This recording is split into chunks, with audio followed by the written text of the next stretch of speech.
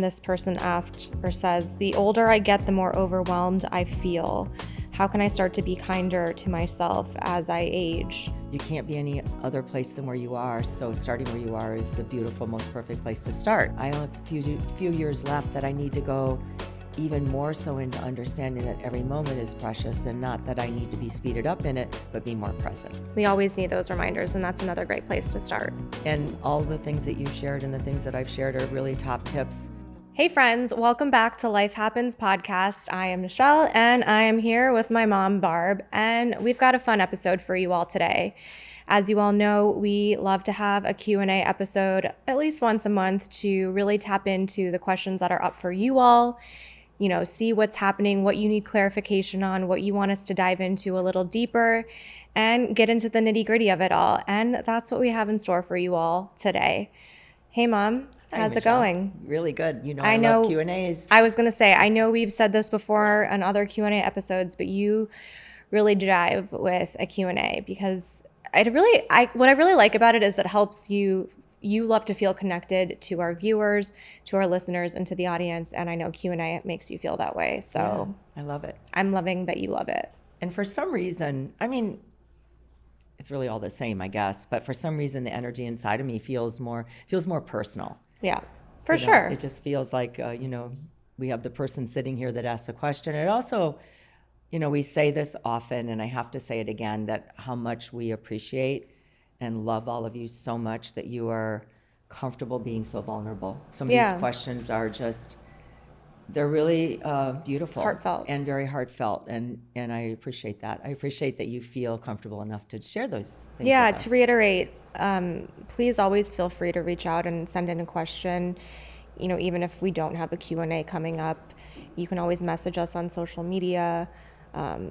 If that's a better platform, or write a comment on YouTube, or anywhere where there's a place for comments, feel free to reach out if there's something that you want us to address, because we do love hearing from the audience and from our viewers and listeners, and it does help us to feel more connected. And as we say on all of our episodes, we're speaking from our experience, and sometimes there are things that maybe we haven't experienced but is up for you, and you want us to approach that from a different way. And when you all ask questions, we're grateful to have new doors opened to explore and to talk about. So thank you for everyone who has asked a question and who is open and vulnerable to do so. And I would say too, Michelle, don't you think probably 90% of the topics we talk about on Life Happens are somehow as a result of a question that someone has asked us. Yeah. And it does trigger a personal experience that we've had. And of course, often it's our own personal experiences and they're up for us in any given moment. But we love to weave your questions often into all of the topics that we discuss. So sure do. Yeah. So thank you. Yeah. So this month we've talked a lot about life transitions, approaching the conversation of mental wellness with the people in our lives, how to pivot, how to, really tackle life as it comes. And so, we have a really good batch of questions that kind of go along with this month's theme. And this first one that I saw, I think really is a great place to start off with, because it really, I think, meets a lot of us where we're at in this vein. And this person asked or says, the older I get, the more overwhelmed I feel. How can I start to be kinder to myself as I age and move on in my life? Did you pick that because it resonates with me?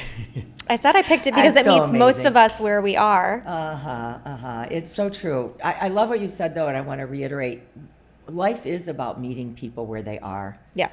We can't be any other place than where we are. And when you come across someone who's actually meeting you where you are, that's where the real magic and transformation, we talked about transformation a lot this past month, begins. You can't be any other place than where you are, so starting where you are is the beautiful, most perfect place to start. So that question has been up for me a lot. It was amazing. Me too. It's interesting. That's right. We talked about age in the past couple episodes. It's amazing how your questions are what we're already experiencing, and I do versa. love when that happens. Yeah, and we hear often from all of you that, you just talked about the one thing that I needed to hear the most today. So I love the synchronicity and why we love this podcast so much. Yep. So I had the epiphany recently, and I shared it with you, and we talked about it so much, that as I've gotten older, I felt like I needed to speed up more. Yeah. Well, my practice of 40 years has done the opposite of trying to help me slow down more, because I have been on a hamster wheel practically my whole life, especially from age 2, from age 2 to 30, and then some, even more and even more and even more.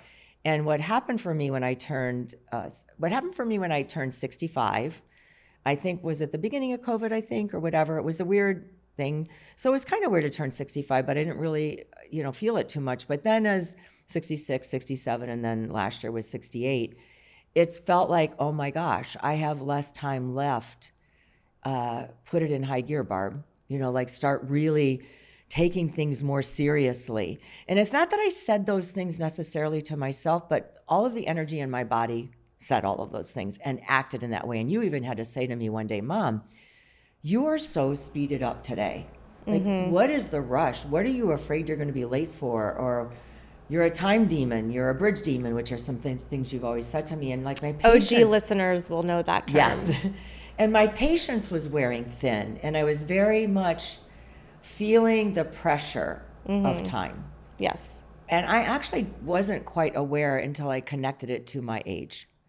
Like, yes, I knew that I had the awareness that I was getting older and I had less time left, because I've shared that with you multiple times in the past few years. But I didn't have the awareness, as we say, awareness is key. I didn't have the awareness that awareness of that I have left years left, and I'd been sharing it with you, was actually impacting and driving me internally to go faster, to be more serious. And it was causing a lot of havoc in my life. It was causing a lot of dramatic things to happen. It was causing me to feel that not only did I have less time left and I needed to be more serious, but that you, Michelle, had to actually validate me for this. And why didn't you understand it? Because I know you and I got into a huge discussion / argument about it. You just couldn't understand why I was feeling so anxious about being more serious about, getting things done. And it wasn't until I connected the two that it was my energy of talking about age and mentally thinking that I had to be more serious. And then internally, not feeling that way. I mean, I don't feel that way. I love my practice. I know that we're living every moment, one day at a time. And I use my 12-step program a lot. I'm in recovery from bulimia for 40 years, taking it one day at a time, really doing the best that I can in every moment, knowing that if I've done something that I don't think is in my best interest, I can, course correct and come back and recover. All the things, the affirmations, all the things we talk about. So I knew that was my practice, and I was practicing those things, but internally it wasn't connecting. Internally, my internal was saying that you need to hurry up. You don't have much time left. And I realized that it was because I was thinking too much about it and spending the energy in discussing with you, and frankly, anyone that would listen. Probably I led with that. I'm going to be 69 years old pretty soon. I got to really start doing my things. So it really was a beautiful awareness and a recognition that I'd been there before, because I do have a speeded up mentality if I don't have it in check and become aware of what's happening. But also that I've realized that it's the opposite. No, I only have a few years left, that I need to go even more so into understanding that every moment is precious, and not that I need to be speeded up in it, but be more present. And therefore you can be kinder to yourself in Exactly. doing so. And I think adding that be more present was what I became truly aware of. I thought I was being present. I would sit down and talk to you, but my mind was over here. Like my mind was doing something else, and then I'd come back and I think I'd ask you, what'd you just say? Or what were we talking about? And I would say, oh, it's because I'm getting older that I don't remember. No. Yeah. It's not because I'm getting older that I don't remember. Sure, the brain, gets a little bit with names or things like that. But no, it's because I wasn't truly being present. So to answer the question, the feeling of the overwhelm is manufactured in the brain, manufactured in the mind. And it is our job to really say, wait a minute, what's happening that I'm feeling overwhelmed? Am I not being present? Am I putting the pressure on myself because I am getting older? And am I talking about it too much? Am I worried about it too much? And am I catastrophizing that this is what's all going to happen and I don't have any years left? Oh my gosh. And we start to get that anxiety. So what I have done is come back take a pause. Here's the best advice I can give. Just when your mind starts to feel overwhelmed, when you're feeling like age is starting to play a factor or a role in your life, just pause and take some few deep breaths and just ask yourself, what is happening for me in this moment? I will do that all the time. Barb, what is happening for you in this moment? And really start to get in touch with your feelings. What are you feeling about getting older? What is happening in your life that's making you feel anxious or making you feel, it's not just that you're getting older. There's another layer underneath that. Yes, I'm getting older, but what is causing me to feel like getting older is a problem? Because we can't change that. We can only change our responses to what is happening to us. So getting clear on what you're feeling, getting clear on what's happening for you, and getting clear on that it's not really that you're getting older. What are some of the things underneath that feeling of getting older? What is the feeling of getting older happening? What, you're laughing. No, you said getting older a lot. It was just funny. Hey friends, as much as I love the summer season, there's something I really love about that time in between summer and fall where I feel like I just have the space to get my life in order and to organize. Maybe you can relate, which is why I'm so happy and grateful to Wayfair for being my one-stop shop for absolutely everything from home to office to everything in between to get my space feeling organized, cozy, and super cute. We're so grateful to Wayfair for helping us redesign and decorate our new Life Happens studio. It's going to be so amazing and we can't wait to show you guys here on our YouTube channel.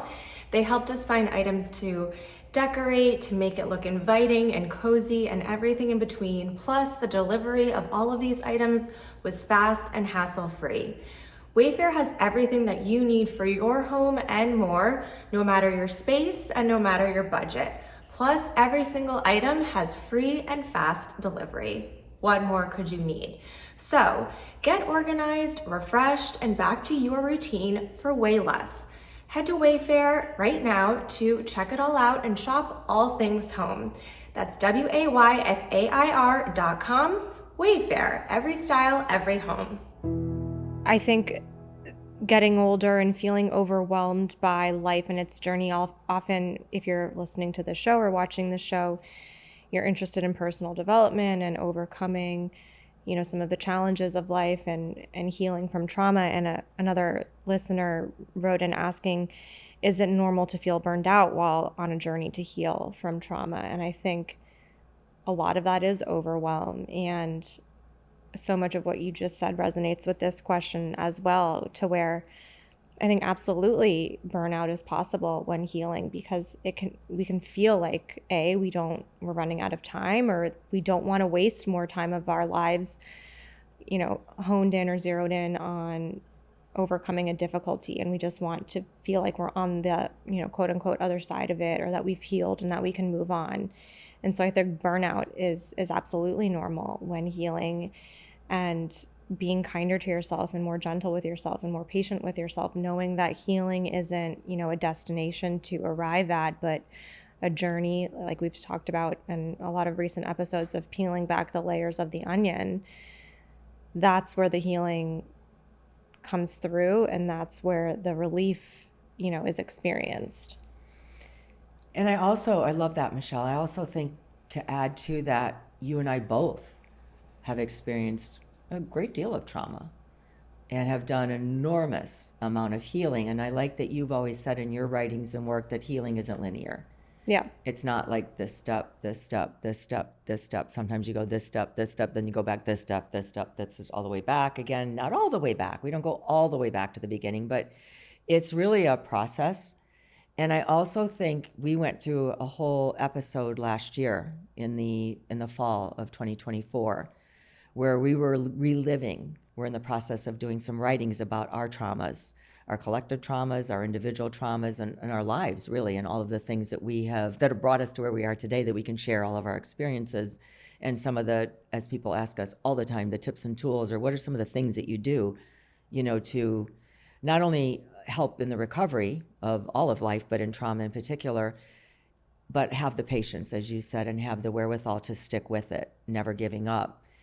And I think what happened to us in 2024 was so new to me in that we were actually reliving several of our major traumas that we've talked about and worked through our whole lives. So what I want to say to this person that wrote the question is, absolutely you can feel burned out. And I would say it would almost be, I never say absolutes, but I would almost find it interesting if someone told me that they just kind of breezed through and didn't feel burned out. Reliving traumas, healing from traumas, for me, from my vantage point and what we went through in 2024, is a major, major, not only stress on the nervous system, stress on the body. My body, I had colitis, was diagnosed with colitis last year. It's a huge thing because trauma lives in the body. And if you're healing from trauma, you probably know a lot about this, but it lives in the body. It's in the cells of the body. And so it doesn't just go away from the body overnight. And it's a lot of work. I wanted to actually really commend you for taking the journey, that you are even on the journey of healing from trauma, and that it's a lot of work. It is a lot of hard work. You really have to have the patience and the fortitude and the perseverance to say, I'm never going to give up. I can do this. I have what it takes. I have the resilience in me, and allow yourself to rest when you need to rest, which is what happened for me last year in the fall. I was like, I can't do anymore. I'm done for now. Like, there's no rush. I used to think there was a rush. I want to be healed from this trauma so I can get on to loving my life. Yep, on to the next thing. Yeah, I want to be healed from this so I can like myself again. I want to be healed from this so those people that caused me the trauma could not exist anymore. They would be erased from my, my being, or erased from my memory, or erased from my mind. All of those expectations are not healthy. I found that they were preventing me from healing because I was so focused on, I want them gone, or I want this to be done, that it was kind of halting the work because I wasn't feeling the feelings of the trauma, or I wasn't feeling deeply what I needed to heal because I was so focused on them being gone or the trauma being gone, if that makes any sense. So I think be gentle, always, first and foremost, always being gentle and kind with yourself, treating you as you would your closest and dearest friend, and take a little break if you need to. Just say, you know what, I deserve a rest. Like, constantly congratulating yourself. Be your biggest cheerleader, constantly saying, you're doing great work today, Barb. You are doing great work today. It may be time to rest, or even talk to your body. You're feeling a little tired today. You need to rest a little bit. So I put so much effort and energy into healing my colitis, eating better, exercising more where I needed to, staying more present, that I was able to move through the flare-up of my colitis and then come back to the healing of it all again. So I hope that makes sense. Like, really just take it easy. And it's not a marathon. It's a marathon, not a sprint. Yeah, it's really a marathon. And I think what happened last fall has really solidified in me that it isn't, do I need to heal completely from this trauma, that I am healing. And that's enough. And I feel like my life is really full and happy and good right now as I'm still healing. Like, those two can be parallel, and don't wait for you to be healed. Enjoy the celebrations. What is healed? And like anyways. You say, exactly, enjoy the tiny joys. Enjoy the tiny wins, and really, really congratulate yourself and have this inner dialogue with yourself and conversation. Like, it's enough even today. Right now is enough. Because I don't know what it would look like if it's totally healed, because I kind of feel like I am, but it still flares up. I'll still have a memory. I don't think it's, no. It's not possible. So if you relate to recovery or the 12-step program or any of that, what I've decided is it is healing from trauma. It is never healed. And in recovery, we say recovering. I never say that I'm recovered from bulimia. Right. So having just that shift in language and that shift in thinking about it and the mentality of it and the telling the mind you are healing kind of slows the mind down a little bit. Like, okay, so I can take a break. And also, like, your whole life doesn't need to be about healing. I think so often we make it, the center focus of our lives. So that's where it really becomes overwhelming, because we don't think that there's time or space for anything else. And healing can be an add-on, to everything else that we're doing, but it doesn't have to be our purpose. No, and this is a major life transition. If there were any question we were answering with this month of life transitions, it's this one. Healing is a major life transition, and I think that it needs to be looked at like that. And you're right. You know, we enjoy our lives while we're healing. I think that's why.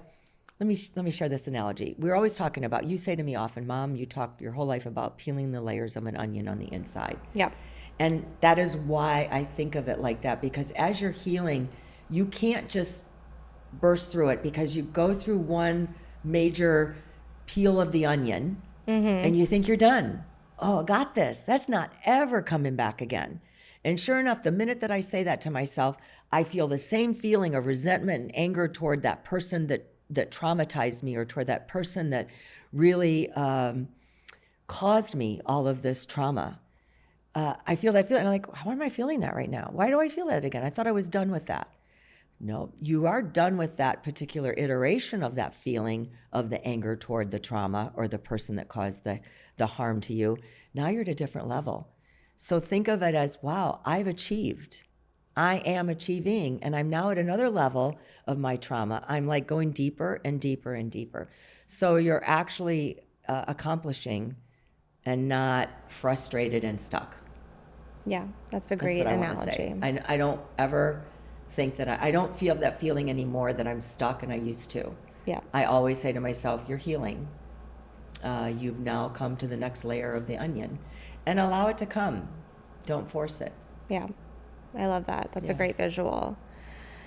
So another question is, how do you respond to people who try to undermine your success and your accomplishments? Ugh. Very easy and light. Well, no, that takes a lot of practice. It truly does. We take things personally.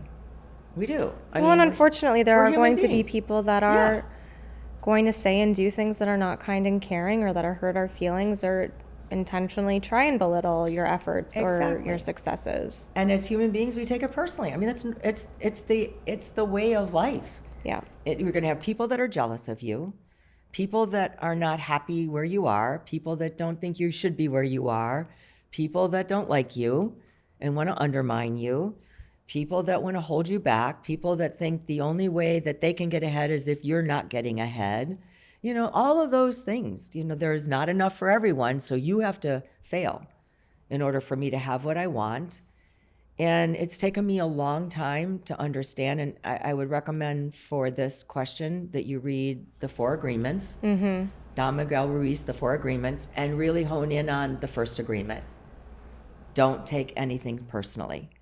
It sounds silly, kind of like, how does that happen? What do you mean? It is personal. They're hurting my feelings. They're harming me. They're whatever they're doing. They're saying. They're causing my life to be disrupted. But when you read it and read that one agreement over and over and over, and then sit and contemplate it, even if it's just for a couple of minutes, what is he actually trying to say here? And how do I internally, in the deepest part of my being, maybe my heart, even my stomach, because we take things personally, I take them personally in the stomach, because I like to protect my heart sometimes because I've gone through so much trauma, and just really try to figure out, what is he saying and how could that possibly apply to me? And I think that would be the first place to start, because it is so difficult. And then once you start doing that, you start to get it. They're not going to be the reason that I don't achieve the success and happiness and joy in my life. I am me. I am my unique me. I am on my path. I have my life values and goals and desires in life, and I'm not going to let this one person influence my energy, influence my direction in life, put doubt into my opinions, or into my thought process, and shift my opinions of myself. I'm just not going to do it. You'll get to that place when you really get it, that that's their perception and their opinion. And then your quote that I love so much, that you use so much: other people's opinions have other people's energies. Stay in alignment with your truth. So true. And it's not easy. Nothing we talk about is easy, but it's not easy. We get hurt, like you said. No, it is painful to feel that from someone else, and I think just trying to remember that that's their issue, not yours, and it's painful to not feel supported or championed by people in your life. But if someone is making you feel that way, it's probably a signal that maybe they're not one of those few in your inner circle that you should look to for support and championing. And I know we've talked about in a recent episode that it's likely that there might only be a handful of people in your life that are those people, but it's not about the quantity, it's about the quality. And I've certainly realized that as I've gotten older, that I don't need to have like a huge support system to feel loved and supported. It's those few people that you know will have your back. Yeah, and as you're making your way through, not taking it personally, understanding they don't have the power to name who you are, to derail your life, to hijack your mental thinking, you start to realize, and you said, the question said, how do you handle or how do you deal with? Respond. The response is you just keep on walking. And like you don't have that heavy heart of, ooh, this is uncomfortable, or that just little by little by little. You just keep on walking. And kind of internally what I've done is wish them well from afar. They really have no impact in my life. And if Good to know. If I happen to run into them, you just wish them well from afar. I have people, especially one particular person in my life, I run into from time to time. And actually what has happened, I kind of have a shield around myself, and I just keep on walking. Like they don't cause any kind of upset in my brain or in my internal nervous system, because they actually have no impact on me anymore. So it's just like passing a stranger. And maybe keep that in mind, that just little by little by little, it'll be like passing a stranger, because they don't really matter. They matter in their own lives. There's no disrespect to the person, but they don't matter in your life. As far as how you view yourself Yeah. and how you view your accomplishments Exactly. and your successes. They're not taking away from that. Right, and they because don't they have that. can't see it or don't want to see it. They don't have that power. You're giving them the power, and so you little by little take away that power. Another great one too is, we've talked about a lot, but I think it's great to reiterate it. How do I pause before I react to something that doesn't feel right for me? Yes, my favorite. It's changed my life. I used to be a very reactionary person. I used to react instead of taking an action. And this is another practice. It's just a little by little practice. Our nervous systems need to pause. We can literally, when we do pause, they can't just keep going. And when we start to feel overwhelmed, or we start to feel like, the fact that you asked the question, how do I pause, is brilliant. Right. I was going to say the question kind of answers. Yeah, it's brilliant. Question. You already know you need to pause. So I'm just going to cut to the chase of the answer of this question is take it. And practicing the pause, like being super mindful of it, so that it might not become second nature, but it becomes a habit. And make it sustainable and doable. Don't think that the pause means I've got to go carve out 5 or 10 or whatever minutes and go sit down somewhere by myself. That is kind of an illusion, I think, that has happened in breathing meditations and meditation practice and mindfulness practice. And it's really not about that at all. It's literally just stopping. And for any amount of minutes, not any prescribed minutes that are actually going to work. And if I can't do that, I'm going to fail. So really just start small. Just literally the minute you feel overwhelmed and you're saying to yourself, I need to take a pause here, go take it. If you're at work, go into the bathroom and just pause. And what I do is I just pause. So I take the pause, or say stop if you need something. In the early days, I said stop because I needed something dramatic. You just stop, go into the bathroom, or you can even do it right there. But sometimes it's better in the beginning to go someplace, the bathroom, the stairwell, the outside, walk outside, in the car before you get out of the car to go to a meeting. There's many, many, many places that we have that minute of privacy by ourselves. And you literally just pause, stop, and just take 2, 3, 4 deep breaths in through the nose, out through the nose, and just allow yourself, don't even think that you need to think. Let your mind think, and don't think you need to plan, and don't think you need to do anything. Just kind of take that moment of breath, maybe putting your attention on the breathing, seeing your chest rise on the inhale and come back into the body on the exhale, and just noticing that you're breathing. We live all day long, 24 hours of breathing, and most of us really don't feel the breath. And then I always just say, okay, begin again, Barb. Yeah. Begin again. And do that, I don't know, 10 times a day, or start off with a couple times a day and notice. Do it before you get out of bed. Pause, breathe, and begin. allowing yourself to check in with yourself and really honoring the fact that you have breath, that you have a life force called the breath, and that it has the power to balance the nervous system, to bring you back into neutrality where you can begin again. I think too, just making it a practice or starting the habit of before you respond to any kind of question or invitation from someone to pause. Even if it's something where you know the answer right away, giving yourself that space to open up and to do everything that you just said, because we're so quick to knee-jerk react and to respond right away, and just bridging that or creating that space and taking that gap to not respond helps to create the space for that pause. I love that, Michelle, because you're someone who doesn't like to make decisions very easily, and you've often admitted that, and we've talked about that a lot. And you will do that. You'll take the pause and you'll say, I'll get back to you. Yeah. I'll let you know. Let me give it a thought. Yeah. And there's nothing wrong with that. And in the early days, I used to say, well, if you did know, what would it be? Could we just have an answer right now? And you've stayed true to yourself, but now it's in a more practiced way, like you're talking about. It's kind of automatic for you. If you don't know the answer, if you don't feel like you're in a place to want to make a decision in this moment, give yourself the space. You do pause and you give yourself the space. I love it. Mm-hmm. So I think to close, this is a great question, and I think that you'll have a lot of insights on it. What is your top tip that can really help me cultivate good mental health? It's everything we talk about. I know. But they said top tip. Top tip. Well, the pause, breathe, begin again is huge.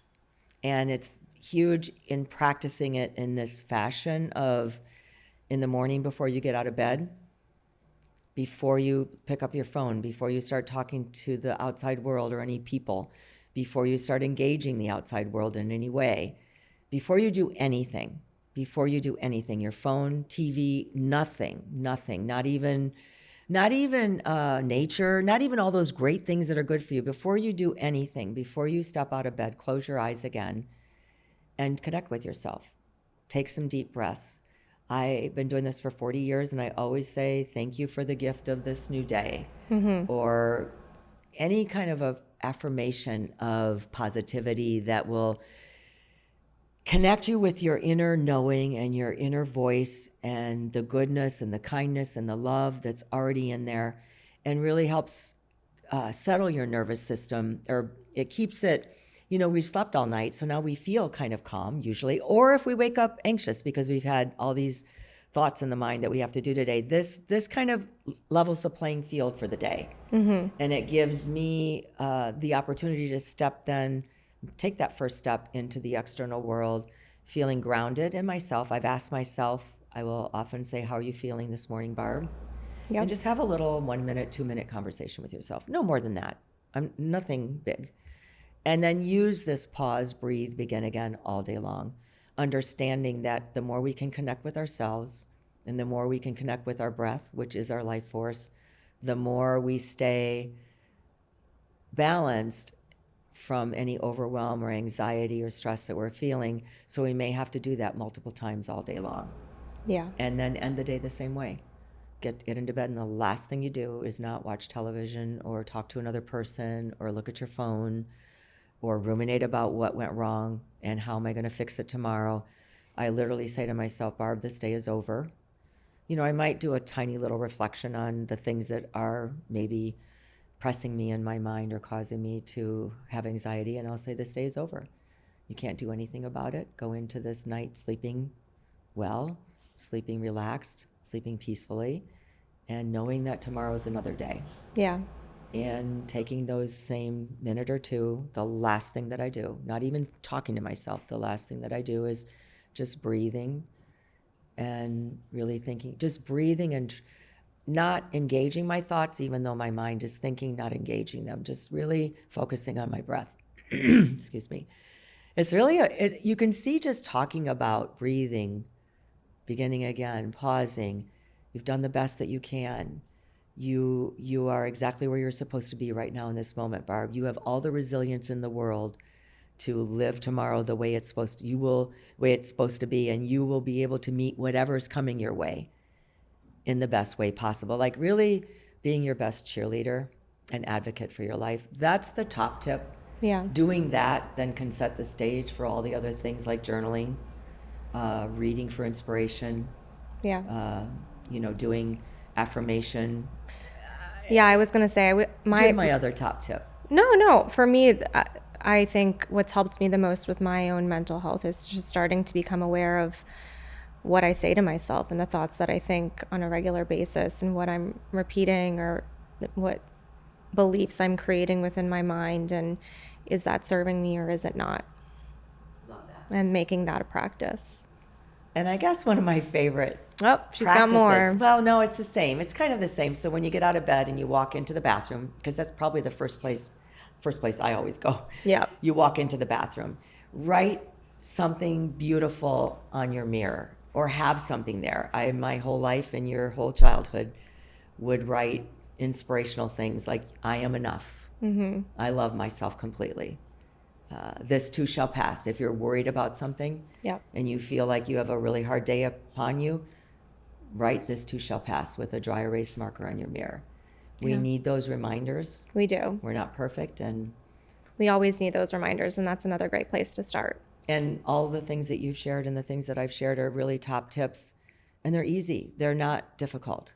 You don't need to go buy something. You don't need to carve out time in the day. They're very, very easy and simple. And so the key is to practice, to Exactly. make the commitment and have the determination to do it. Sustain Thank it. you. They're sustainable. Yeah, thanks for sharing that. You're welcome. I Thank love you it. all. Yeah. Yeah, thank you everyone Thank you. who wrote in and asked your questions. And again, we're so vulnerable with it. We're so grateful for all of you. And thanks, Mom, for your answers and your insights. Well, you are amazing human beings out there writing us these questions and really listening, and we love you. Yeah. Very, very much. Thank you. Thank you for being with us. Thank you so much for joining us today. If you're loving our episodes, make sure you're subscribed to Life Happens Podcast on YouTube. And if you're listening, make sure you're liked and subscribed on Apple, Spotify, and Google. If you haven't yet, give us a rating and a 5-star review. It's so helpful to us and to the show. If you haven't yet, you can subscribe to our Substacks via the links in our show notes. And it would mean so much to me if you pre-ordered my very first book, Dear Friend, out this November. You can check out more at thedearfriendbook.com.